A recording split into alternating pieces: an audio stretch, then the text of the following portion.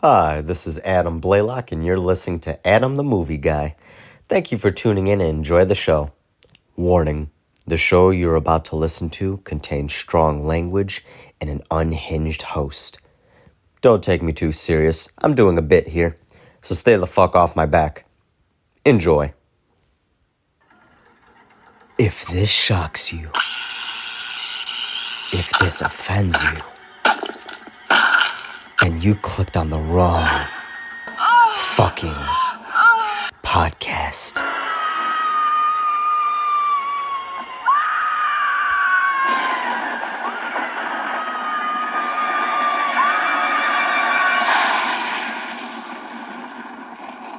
Welcome everybody to a special episode of Adam the Movie Guy.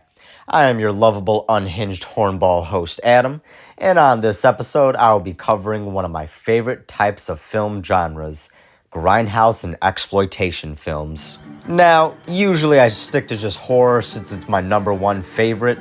However, exploitation/grindhouse films are a much more broader umbrella category, which consists of many different subgenres, including horror. So I will be briefly discussing the history of Grindhouse exploitation films from their origins to naming a few of their many subgenres, not all since I can't name them all and discuss them in just one episode, so this may be a multiple part series of episodes. I'll see how I feel about that later. Next, I'll name at least 3 examples of each subgenre, and I'll touch upon them very briefly. Following that segment, I will name some video games that fall into the grindhouse or exploitation style category. Finally, I'll wrap it up with the closing segment, giving my final thoughts. So load up your guns, snort some blow, and put on your GIP outfit because you're about to enter the bizarre world of grindhouse cinema. Welcome to the freak show, motherfuckers.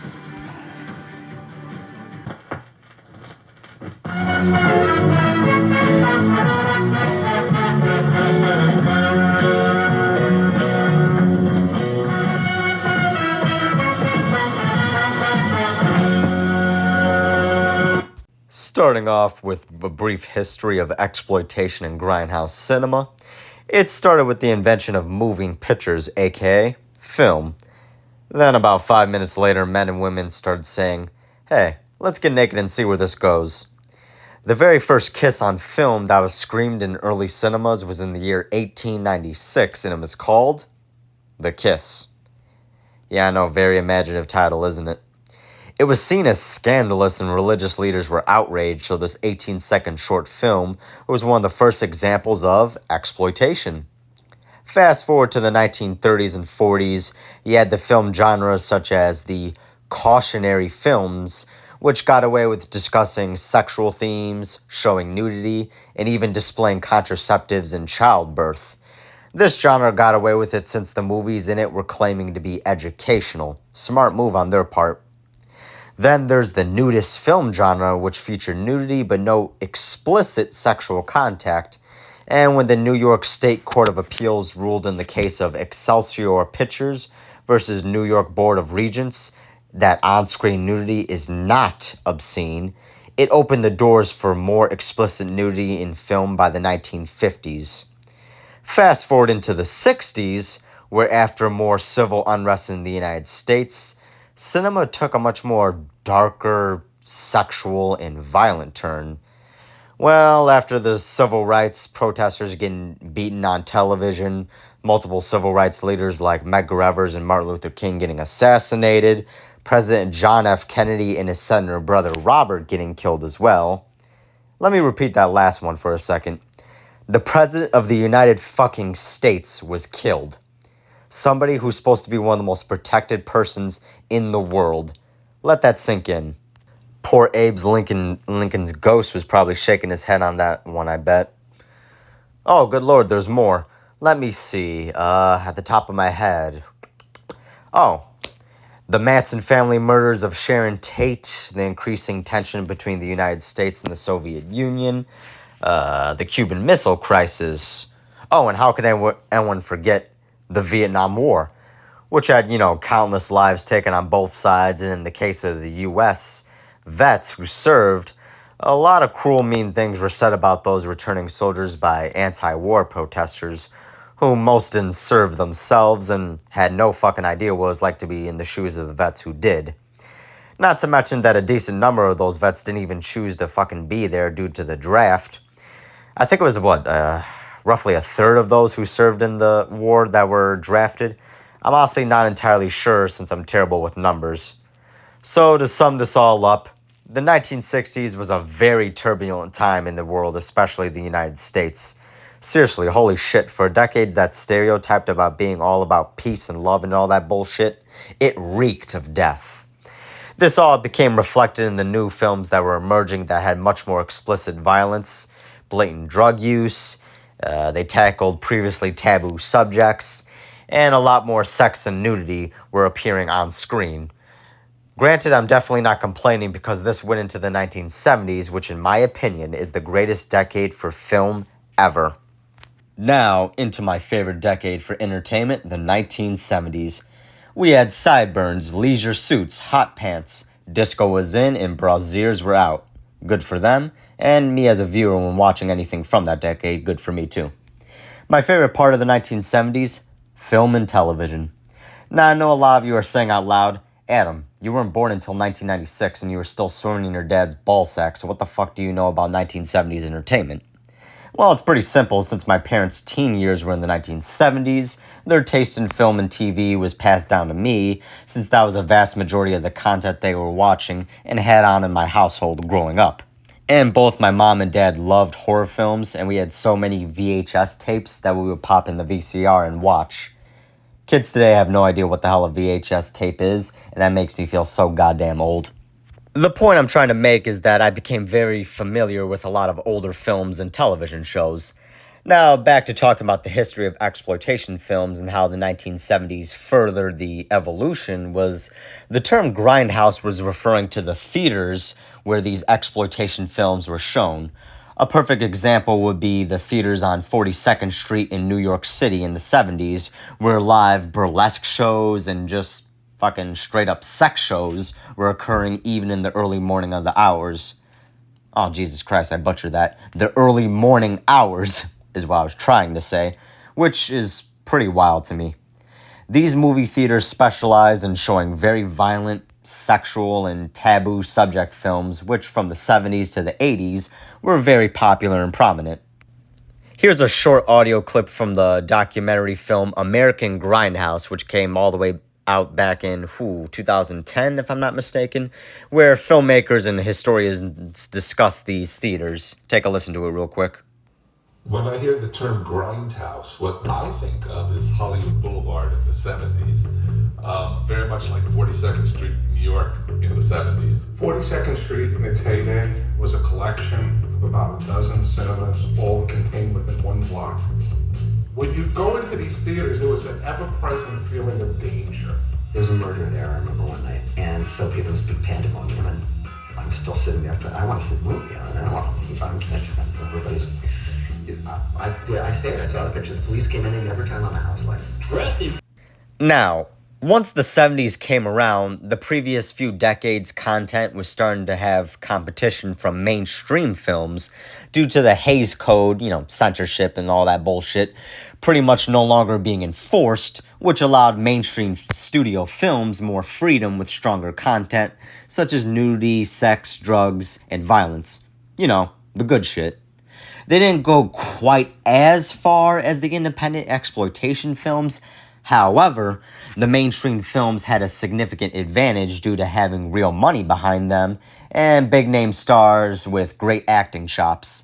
So, in response, by the time the 70s rolled around, the independent filmmakers had to turn up the dial even higher for their exploitation films, increasing the violence, the sex, the drugs, and pushing the boundaries even further beyond than what they were doing from the 30s through the late 60s. So there was some truly shocking content from the 70s through the 80s. By the time the 2000s rolled around, television started to really up their game in explicit content, so what was seen as shocking and taboo in the 60s would be mildly eyebrow-raising on primetime television by the 21st century. Exploitation films are still made today in healthy numbers, but they went from being this underground, forbidden fruit type of entertainment to being considered almost mainstream at this point. Well, that's all for this segment. Let's get into the next.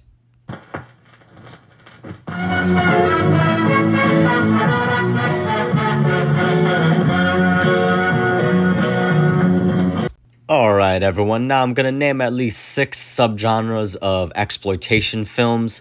There are so many more, and they very often overlap each other with mixing and mashing of the different genres that are out there, so I'm just sticking to 6 of the big ones since we don't have all day listening to me drone on about every single one. I'm also gonna name a few film examples from each subgenre that I would either recommend personally since I enjoyed them, or name them since they're one of the more prominent examples of the genre, or I'll name them because they're an obscure gem that deserves recognition. So let's get started with the first exploitation subgenre, cannibal films.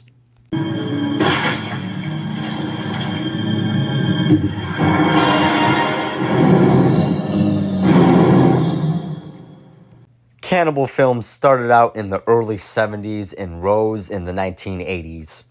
They were often about Western people going into uncharted territory in jungles and forests and encountering tribes that practiced cannibalism, and often had the main male lead fall for the most beautiful female tribe member. They were mostly Italian made and were filmed with both English and Italian speakers.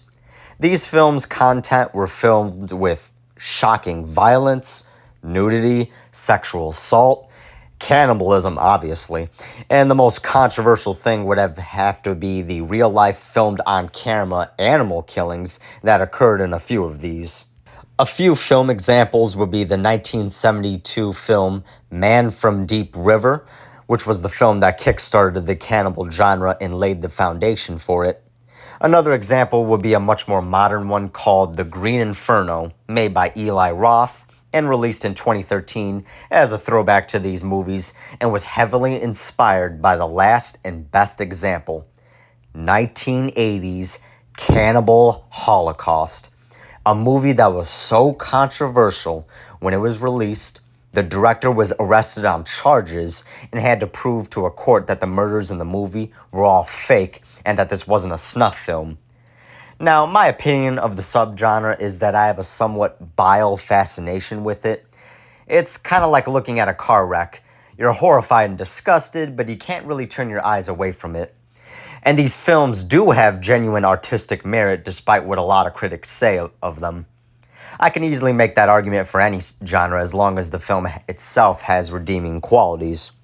One last thing I wanted to say for this subgenre is I went to the theater with my mom to see The Green Inferno, and when we walked out, she said never take her to see a cannibal horror film ever again. She was that fucking disgusted by it, especially the first cannibal scene where they rip apart the one guy while he was still alive.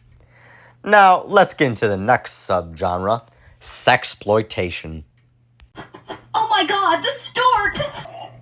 Where's my baby? Sweetie, you and me are gonna make the baby. Alright, now we're getting into the grind part of Grindhouse Exploitation films, sexploitation, and it's exactly what you think it is. Films that their main selling point is the promise of sex, nudity, kink, and more. There's multiple types of sexploitation ranging from innocent nudist films, aka the nudie cuties, to the roughies where you're mixing sex with violence, to, in my opinion, the most controversial is the rape and revenge films that came about in the 1970s, and many more were made in the next 2 decades. Now, sex and sensuality has always been part of cinema and entertainment as a whole, but what made this genre stand out is how the films were much more direct in comparison to the other genre films that contain sex and nudity. For example, there would not only be a much higher emphasis on sex in these films, but there would be a lot more on kinks, fetishes, BDSM, role-playing, the good shit. These films would sometimes go as far as hiring actual porn stars to be in movies that were essentially mainstream cinema in a lot of cases. Speaking of kinks and fetishes, I want to mention one director who, in my humble opinion, was the master of this kind of craft. The man, the myth, the legend, Russ Meyer. A World War II vet turned director, he specialized in sexploitation films that were also comedies, action thrillers, and even a little bit of horror thrown in there. Now, this guy had one big obsession. Well, I guess you could say two big obsessions, and that was large-breasted women. If you watch any of his films, all the women are beautiful, big-breasted bombshells, and the camera angles really highlighted their assets. Russ Meyer would even go as far on occasion as casting women who were in their first trimesters of pregnancy, so their breasts would be even bigger than usual. Like the actress, what the fuck was her name? Lorna Maitland. In the 1964 film, I think it was, Lorna. When she goes topless in that film, my jaw hit the floor like I was a fucking cartoon character. Holy fucking shit. Does anyone else hear that? Yeah, and it's getting closer. And it sounds an awful lot like mine. Homelander from The Boys would approve. And me. And don't get me started on Cynthia Myers, former Playboy playmate in his other famous film, Beyond the Valley of the Dolls. It's looking sexy and voluptuous and stuff. Man, you wanna act up, get naughty in this bitch. I mean, to put it simply, Russ Meyer is to breasts what Quentin Tarantino is to fucking feet. Granted, I never understood how one could be into feet, not to shit on people who are, or Tarantino, but I'm sorry, but Russ Meyer takes this one hands down. I see his movies and say to myself, this fucking guy is essentially me if I was in charge of casting a movie. It's looking sexy and voluptuous and stuff. Man, you wanna act up, get naughty in this bitch. Alright, let me calm down because it's gonna hard to record this while wiping sweat and cum off the screen. I'm good whatever the fuck I want. So much for No Nut November. But hey, who am I kidding? I lost that back in October. Woo! Okay, but enough of the kink sharing hour. Back on the main topic and the other type of sexploitation, which be the most controversial, the rape and revenge subgenre. Now, this is a very sensitive topic, so I'm going to keep this section respectful and sensitive. So, let me start off by saying if you are into these kind of movies, it's 100% understandable. Hell, I'm not really a fan of this particular subgenre myself, since they're very hard and uncomfortable to watch due to the subject matter. No shit. The only film in this subgenre I ever personally enjoyed, because the movie itself I thought was very good, I'm going to mention later in my list of recommends toward the end of this particular segment. My reason for not being too big on these films is because I prefer horror and thrillers to have a sense of fun to them. When they play this subject matter completely straight and for how fucked up it is, it's next to impossible to have any fun with the movie as a whole. Go figure. Now, the two most infamous examples would be the 1972 Wes Craven film, The Last House on the Left, and the 1978 film, I Spit on Your Grave. I know they both received remakes back in 2009 and 2010 respectively, and in my opinion, the 2010 remake of The Last House on the Left is better because, without getting into spoilers, there's a feeling of hope by the end of the film, where the original one was just pure tragedy and no hope whatsoever. Now, oh my god, they do something so fucking stupid in the last 45 seconds of the movie. It blows my fucking mind. If you know, you know. What the fuck were they thinking on doing that? Holy shit. And as for I Spit on Your Grave, fantastic title by the way, it's the type of movie you can watch once and never watch again. Not to say it's bad, I actually think it's well made and does have some good things about it, but both the original and remake are so brutal and depressing, and aside from the main character getting her revenge, there's this mean-spirited atmosphere throughout the majority of both films that I just can't bring myself to watch them again. Hell, I've only seen them all one time with the exception of the remake of Last House on the Left. I saw that at least 2 times since out of all of them, at least that one leaves you with a sense of hope, while the others come across as saying that human beings are fucking terrible. Now that I got that out the way, I want to get back into lighthearted fun territory. I want to at least give a shout out to sex comedies, which to me fits under the umbrella of sexploitation films. You know, basically films like Animal House, Porky's, and American Pie. Those films contain some pretty damn unforgettable moments, and in regards to American Pie, well, let's just say to this day I still don't look at pies the same way. Now, guys, before I finish this segment by talking about the sexploitation subgenre and giving my 3 recommended films, I have to go on another one of my infamous, unhinged, angry, horny rants you all love and fear. So take a seat for this one, especially you, Julius.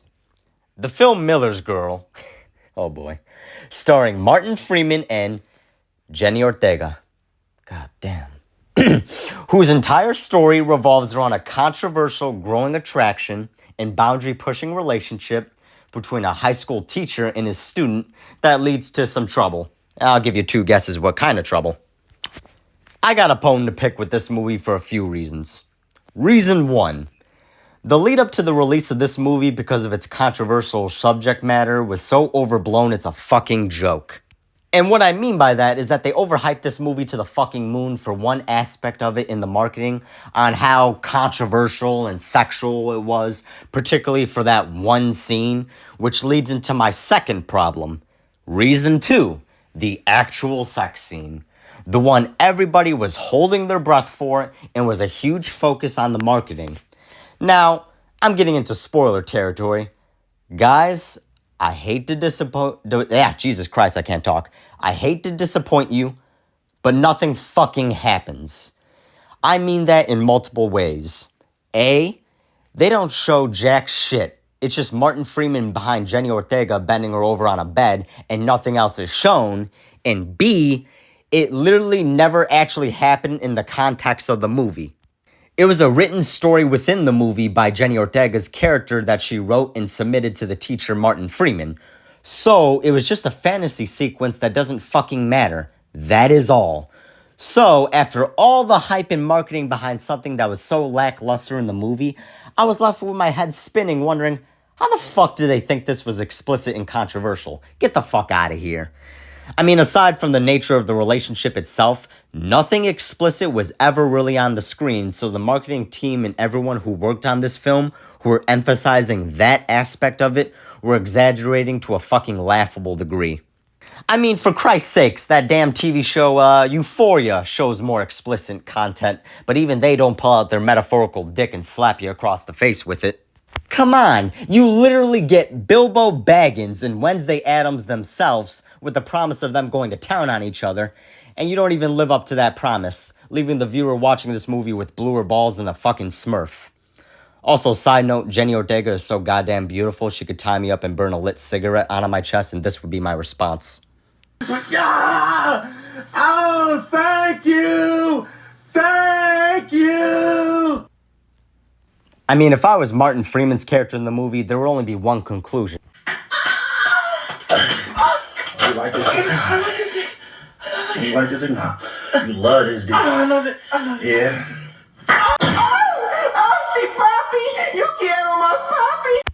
Alright, physical attraction and jokes aside, she really is such a talented and likable actress that she elevates everything she is in, and she steals the show with her acting because she gives 110% to whatever material she's given, and her range as an actress is ever expanding. In every single movie she does, she just keeps getting better and better, and she was already fantastic to begin with, so there's that. And she sounds so intelligent while at the same time down to earth and relatable. It's not just the rack or the caboose. It's that big sexy brain of yours. Alright, but enough of me jerking her off. My final bone to pick with the film Miller's Girl is the sad fact that overall, it's not that good of a movie as far as being entertaining. I was actually pretty bored watching it and only really had my attention. At first you had my curiosity, but now you have my erection. You mean your attention? You won't know what I'm about. When Jenny Ortega was on screen, since she came across as the only one giving their all and actually had some energy to her. Everybody else felt like they were phoning it in. I've seen more fucking energy in a Lifetime movie of the week. So, in conclusion to this rant, the movie Miller's Girl is a disappointment if you wanted to see a good erotic thriller, and it's an even bigger disappointment if you wanted to see Wednesday get fucked. The only one who got fucked was me watching this film, End of rant. I need to take a fucking break. To be continued on the next episode of Adam the Movie Guy.